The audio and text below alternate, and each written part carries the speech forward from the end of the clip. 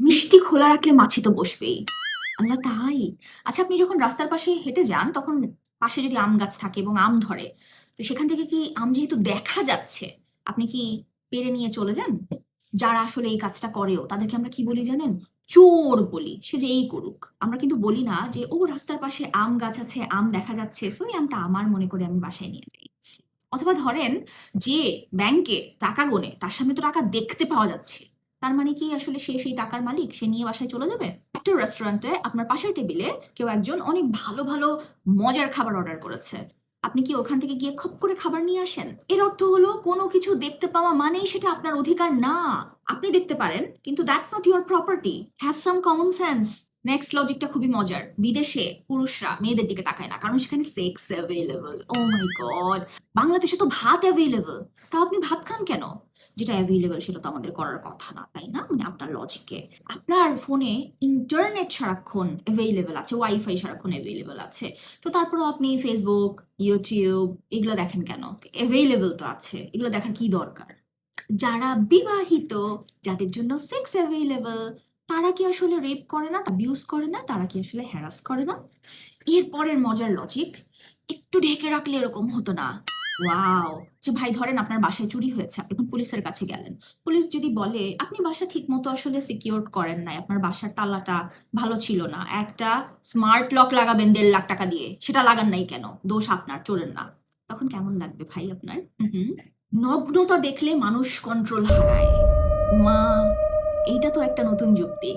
ভাই আ এই যে রাস্তার পাশে ছেলেরা যখন নুন্টু বের করে যেখানে সেখানে ইউরিনেশন এ বসে যায়, তখন কি কন্ট্রোল হারিয়ে মেয়েরা তাদের উপর ঝাঁপিয়ে পড়ে? মানে রাস্তার পাশের তো কমন চিত্র আপনারাও তো তাহলে দেখতে পেতেন। মেয়েরা নক করে বলছে, "এই যে ভাই, আপনি বের করেছেন, একটু দেখা যাচ্ছে।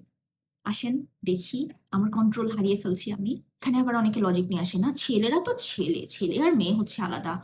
ও ভাই they are the same human species. মানে আপনি মনে করতেছেন আকর্ষণের যেই নিউরোট্রান্সমিটার, যেই হরমোনাল কম্পোজিশন সেটা শুধু ছেলেদের আছে মেয়েদের নাই? তাহলে তো ভাই বিয়ের দরকার ছিল না। মেয়েরা বিয়ে করবে না। মেয়েদের যেহেতু আকর্ষণ নাই, মেয়েরা হচ্ছে জড়বস্তু। শুধু ছেলেরাই করবে। কিন্তু যাদের আকর্ষণ নাই তাদেরকে আর বিয়ে করে কি করবে? লাস্টলি সবথেকে মজার কনভারসেশন আপনাকেই কেন বলে? ও ভাই রে ভাই! আচ্ছা আপনি ডক্টরের কাছে গেলেন। একটা ক্যান্সারের ডক্টরের কাছে গেলেন। সেই লোকের কাছে ক্যান্সারের পেশেন্টই খালি আসে। এজন্য কি আপনি বলবেন, "আরে ভাই! আপনি খালি ক্যান্সার নিয়ে ডিল করেন। তো সমস্যা আপনার। আপনার কাছে গেলেই মানুষের ক্যান্সার হয়।" ব্যাপারটা কি এইটা? আমি কমনলি হিউম্যান হেলথ নিয়ে কথা বলি, ট্যাবু টপিকস নিয়ে কথা বলি। অন্য কোনো মেয়ে সেক্সুয়ালি অ্যাবিউজড হলে সেটা নিয়ে ভয়েস রেইজ করি। সো মানুষ এই কথাগুলোর জন্য কথা বলে। ইটস নট সোললি যে তারা আমাকে নিয়ে কথা বলছে, নাম্বার 1। বিকজ ওই কথাগুলোর এগেইনস্টে তারা তাদের গায়ে লাগছে।